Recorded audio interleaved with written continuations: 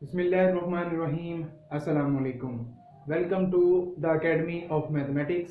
Students, हम जो हमारी सीरीज चल रही है यहाँ पे स्पेशल फंक्शन की, आज हम उसका एक नेक्स्ट टॉपिक पढ़ेंगे जो कि है हमारे पास integral representation of hypergeometric function.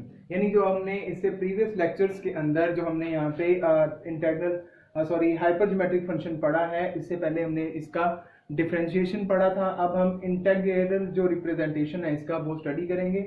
जो पेपर में आपको दो तरह से ये क्वेश्चन आ सकता है कि integral representation of hypergeometric function आपने फाइंड आउट करनी है, या आपको कहा जा सकता है कि आपने ये स्टेटमेंट जो है आपने प्रूव करनी है। तो इन दोनों तरह से अगर आपके पास एक क्वेश्चन आएगा तो हम उसे किस तरह सॉल्व करेंगे, आज हम यहाँ पे उसको प्रूव करेंगे।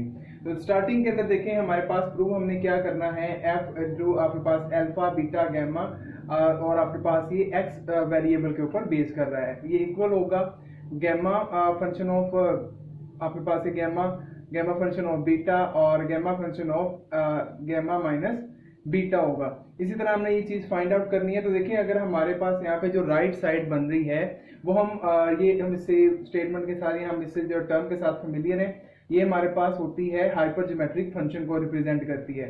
तो हम इसी से यहाँ से स्टार्ट करेंगे अपना proof by the definition of hypergeometric function. तो हाइपर ज्योमेट्रिक फंक्शन की डेफिनेशन के अकॉर्डिंग हमारे पास ये क्या होता था, एफ इंटू आपके पास F of alpha beta gamma और एक्स के अकॉर्डिंग आपके पास ये इक्वल आता था summation N is equal to 0 to infinity. और यहाँ पे Pochhammer function of N into alpha Pochhammer function of beta divided by Pochhammer sample of, यहाँ फंक्शन भी आप कह सकते हैं gamma into x raise to power over n factorial आपके पास होता था। अब यहाँ पे हमने एक चीज क्या करनी है, अब देखिए हमने इस फंक्शन को इसके अकॉर्डिंग हमने चेंज करना है। तो सबसे पहले देखिए हम गौर करते हैं कि हमारे पास जो ये लेफ्ट साइड है वो ऑलमोस्ट जो है वो बेस कर रही है आपके पास गैमा बीटा, और आपके पास जो तीसरी चीज, और ये आपके पास एक किस्म का जो रिलेशन आपके पास शो कर रही है इस गैमा फंक्शन के साथ और इंटीग्रल रिप्रेजेंटेशन के साथ। तो सबसे पहले हम क्या करते हैं, एक और चीज हमने ये पढ़ चुके हैं पहले लेक्चर्स के अंदर कि Pochhammer symbol in the form of gamma function क्या होता है। तो वो हमारे पास होता है Pochhammer function of N is equal to alpha plus N का Pochhammer function divided by Pochhammer function of alpha. अब देखिए हम स्टार्ट जो हमने किया है, सबसे पहले हमने जो यहाँ पे हाइपर ज्योमेट्रिक फंक्शन जो हमने लिया है इसको हम लेट कर लेते हैं कि ये हमारे पास इक्वेशन नंबर 1 होगी।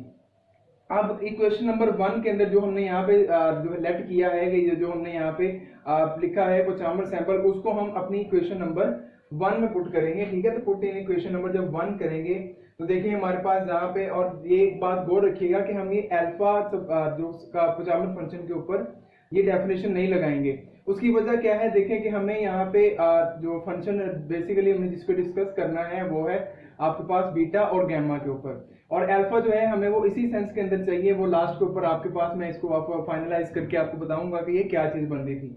तो हमने ये जो गैमा फंक्शन की डेफिनेशन है वो सिर्फ अप्लाई करनी है इस बीटा और गैमा पे।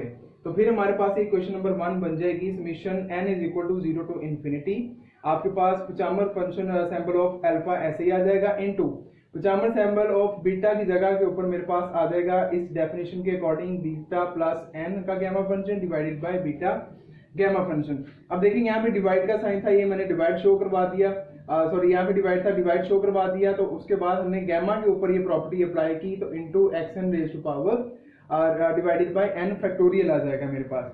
अब देखें इसको मजीद हम सिंप्लीफाई थोड़ा सा करते हैं। देखिए अब आपके पास जब ये डिवीजन का साइन था, जब इसको मल्टीप्लाई के अंदर हम रिप्लेस करेंगे तो आपके पास ये इसका रेसिप्रोकल आ जाएगा। ठीक है, तो इसका रेसिप्रोकल आपके पास gamma function of gamma divided by gamma plus N का गैमा फंक्शन बन जाएगा।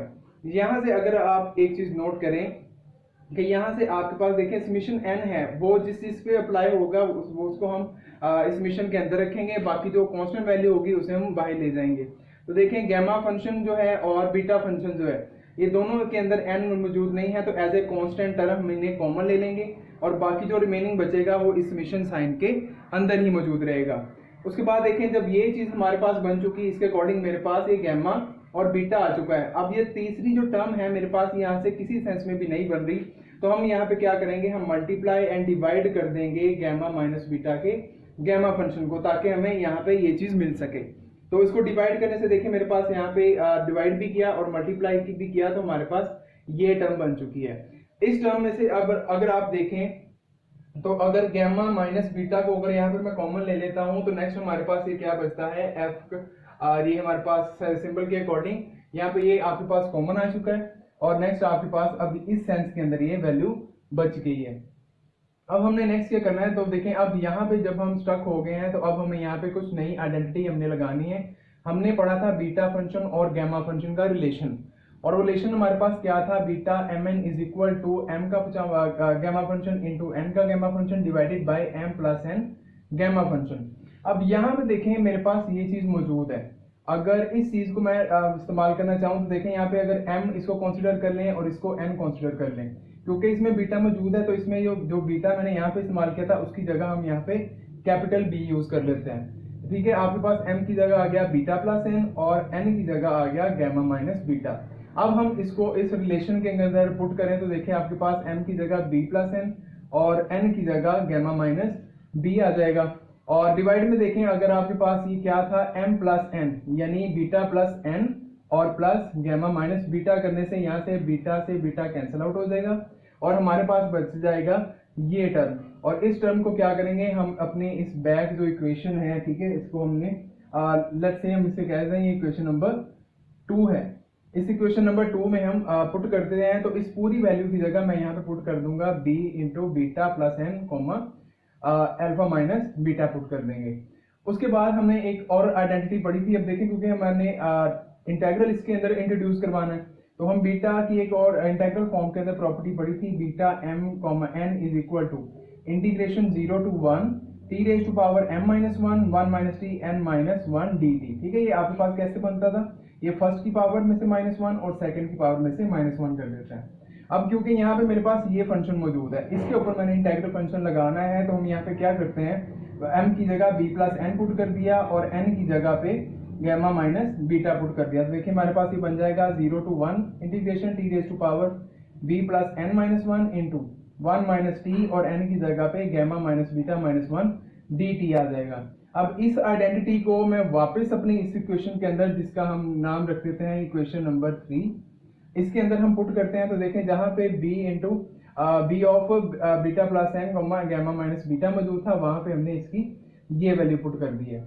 अब देखें यहाँ पे एक और चीज हम यहाँ पे इस्तेमाल कर सकते हैं कि t की जो पावर देखें यहाँ पे n है, उसको अगर यहाँ से हम कॉमन निकाल लें तो वहां में मेरे पास t raise to power n हो जाएगा और वो जाके xt बन जाएगा और होल पावर n आ जाएगी यहाँ से मेरे पास, और बाकी चीज हमारे पास बच जाएगी यही फंक्शन, और इसकी जगह हम पुट कर देंगे 0 raise to power 0 to 1 limit है आपके पास, t raise to power beta minus 1 रह जाएगा और 1 minus t gamma minus beta minus 1 dt रह जाएगा। और जिस क्योंकि इन चीजों के अंदर आपके पास n मौजूद नहीं था, इसलिए मैंने इसमें से कांस्टेंट निकाला और बाकी समीशन जिसके साथ जिसमें n मौजूद है वो सारी वैल्यू समीशन के अंदर ही मौजूद रहेगी। उसके बाद लास्ट हमारा जो स्टेप है वो देखिए हमारे पास एक इंपॉर्टेंट फार्मूला है, इसको हमने प्रूव नहीं करना है क्योंकि हमारे सिलेबस का हिस्सा नहीं है, जस्ट क्योंकि हम इंटीग्रल रिप्रेजेंटेशन के अंदर इसका यूज है, हम सिर्फ इस फार्मूले को जुबानी ही याद रखेंगे और इसको सिर्फ अप्लाई करेंगे। तो देखिए आपके पास summation n is equal to 0 to infinity आ जाएगा, और ये जो सारी टर्म है ये यहाँ से लेके जो यहाँ तक मेरे पास टर्म इस्तेमाल हो रही है ये सारी इक्वल होती है 1 minus xt raise to power minus alpha के।